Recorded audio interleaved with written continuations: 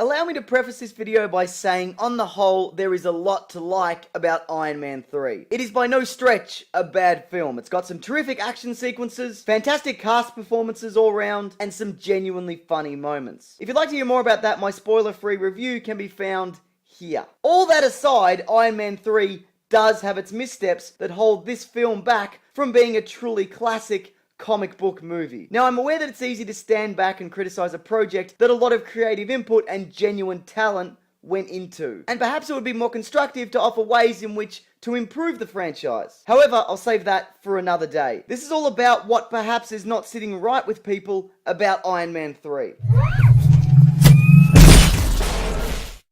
Iron Man Extremis is a fantastic comic book story arc that examines what makes Tony Stark the man he is, and has him pitted against a neo-Nazi psychopath injected with a serum that enhances his strength and speed to the point where he can easily liquefy Tony Stark whilst he's still wearing his armor. Tony Stark realizes he's lost the arms race and must take drastic action in order to stop this man killing his way across the country. Iron Man 3 only borrows elements from this storyline and slaps them together haphazardly. What's great about the comic is that it pits Tony against a villain unlike he's faced in the past. This is no technological genius or rival businessman or guy who is a dragon. He's simply a crazy person who can easily outmatch Iron Man. Iron Man 3 has the Extremis formula given to a dozen, possibly hundreds of people, each with identical abilities. Aldrich Killian has the same abilities as whoever this is, which is a dull and uninspiring use of a terrific plot point. Without elaborating further, go grab yourself a copy of Iron Man Extremis if you haven't already, and you can see for yourself the storytelling opportunities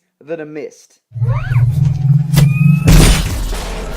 Jesus, where do I start? Okay, probably the most common complaint concerning this film was the perceived handling or mishandling of the Mandarin. It's safe to assume that no one saw the twist coming that Ben Kingsley was merely a goofy actor working for Guy Pearce. But just because a twist can't be predicted doesn't make it a satisfying one. It could be said if no one was aware of the comic book history of the Mandarin, then it works. And sure, that's most likely true. But the Mandarin does have a complicated and lengthy history connected with Tony Stark. And the movie just doesn't do this character justice. Having the reveal that Ben Kingsley is an actor and just having Guy Pearce at the end saying, "It is truly I who is the Mandarin," is not enough. His character shares virtually nothing in common with whom he's based on. Not his race, his abilities, his facial hair, none of it. In fact, Aldrich Killian is an entirely different character altogether, pulled from Extremis. A character who sells the Extremis formula at the beginning of the narrative, then immediately kills himself.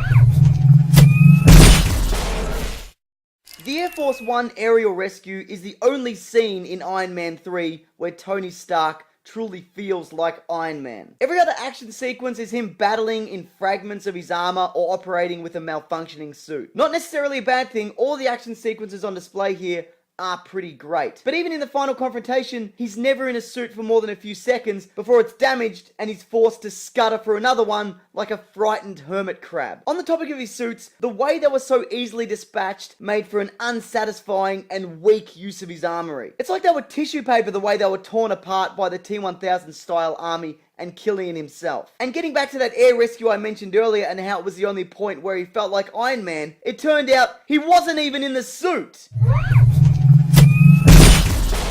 Iron Man 3 does a great job of setting up Tony Stark at the beginning of the movie as a complete mental wreck. He's not sleeping, he's living in a constant state of paranoia and resolving always to have a suit on hand. Coupled with this is an identity crisis that he feels not so super at all without his suits. But then, after multiple panic attacks, the end of the movie rolls around. Gwyneth Paltrow kicks an explosive at Killian or something, I don't really remember, but she probably kills him. Then Tony says something like, "Well, we did it. Now I'm going to explode all my suits." And thus he does. That had me scratching my head for two reasons. When was it that he mentally cured himself? He didn't appear to have that moment of clarity where he decided he didn't need them anymore, so I guess he just got better? Plus, mere seconds ago, he witnessed his arch nemesis survive an exploding Iron Man suit encasing his body. There is the very real possibility that he could have survived a second explosion. No movie character should ever turn their back on a villain's corpse. Michael Myers doesn't keep coming back because someone's keeping an eye on him. And neither is Mike Myers. Yeah, sorry, he's not really relevant to this discussion.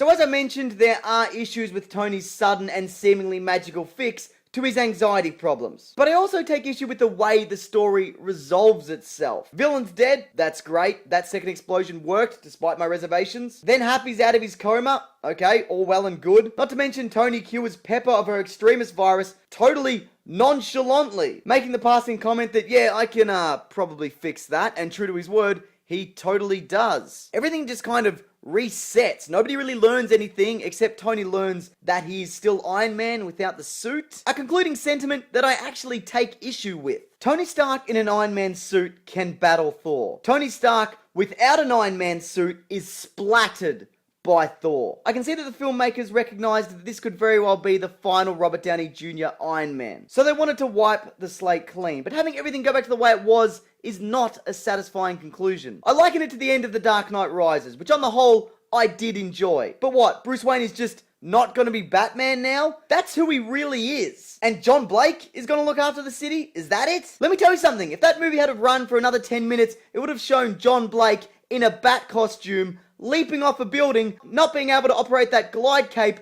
landing on his head and neck, and dying. Okay, sorry to be so ranty and critical. At the end of the day, none of this really matters. Iron Man 3, it's okay. That said, what was it that you liked, and what didn't you like about Iron Man 3? Leave a comment below via Twitter at Mr. Sunday Movies, or my Facebook page, which is linked in the description. Thanks everyone, take care.